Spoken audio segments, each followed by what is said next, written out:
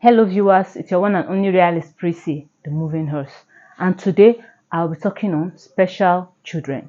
In a layman's language, a special child is that child who is abnormal, a child who is mentally retarded or have one syndrome or disorder or the other. I mean maybe a crippled child or so. Yes, they are called special children in a layman's language. Today, what I have to tell you today, go red. Oh. That is why I'm wearing a red lipstick. But that is the fact and that is the truth. Now, as a parent, you are pregnant and maybe you go to the scan and discover that that child is not growing very well. You discover that that child has an abnormal growth. What do you do as a parent? Please abort that child. Yes, or you've given birth to that child and you look at this child closely and discover that this child is abnormal, this child is having one syndrome or the other, or some of the body parts are not well formed. Please tell your doctors to chook that child an injection so that that child go buy, make you use your life, do better thing. It is me telling you this. This is what your professionals are scared of telling you. This is what your doctors are scared of telling you. It is heavy for their mouth to tell you. But why do you think that whenever you tell them, please, I can't take this.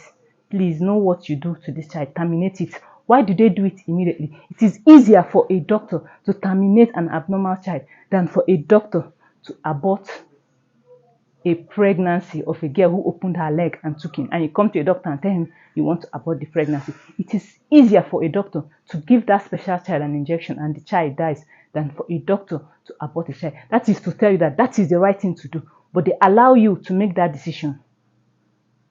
Now, let me give you reasons why you should abort that child. I know it's looking inhuman to do that, but that is the right thing to do.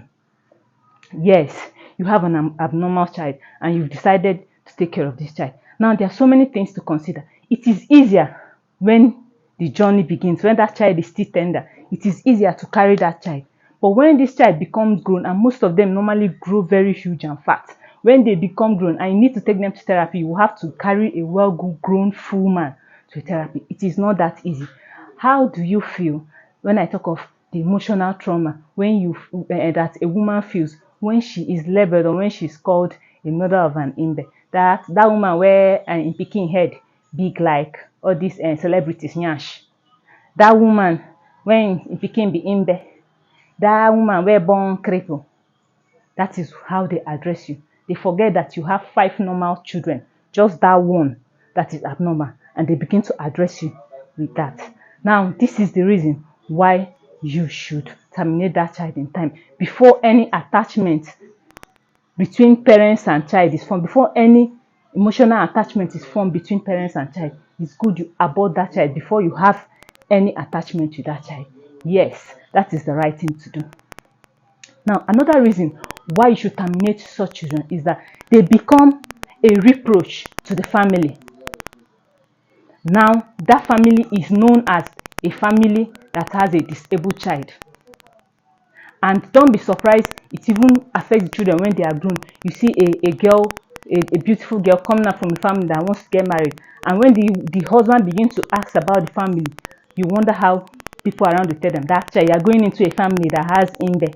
You are going into a family that imbe runs in their gene. So all this kind of thing, all these things you hear, I say that is the reason why you should terminate that child even before anybody sees it. Even at that hospital, immediately you look at that child and discover that that child has a very big head. It's so obvious that that child has a syndrome. Just at that instant, you tell the doctor, please, I can't do this. Terminate this child, and the doctor does it for you and nobody knows about it. Or let's say, for instance, as a parent, you continue taking care of this child and let's say you lose your life in the process. What becomes of this child? This child becomes a nuisance to the family. It becomes a nuisance to the society because this child cannot really take care of himself. So that is the reason why you should abort this child. Now, will I tell you off? How do you feel as a beautiful girl, as a full-grown girl that is okay? You are beautiful, and now you see all these celebrities with big nyash and they pass you. How do you feel? And you have a small axe. You even hide in shame. Then how do you want a disabled child to feel? Most of them are normal. Most of them who are crippled, who have one deformity or the other, most of them are normal. Most of them think right. Now you that you are okay, you see someone who has a more perfect body than you and you hide. What do you want them to do? So save them that emotional trauma by deleting them, by terminating them. That is the right thing to do. Now, you want to say, this woman, you are evil. You want to call me names. Do you want me to remind you of the abortions you have? You ladies who are married, abortions you have because you've had the number of children you want, and once they enter, you run and have an abortion. It's almost the same. In fact, it is the same thing. So if you can have an abortion because you are not ready to have a child, or because you've had the number of child you wanted, then you can also do this. Do this and thank me later. He who have ears, let him hear.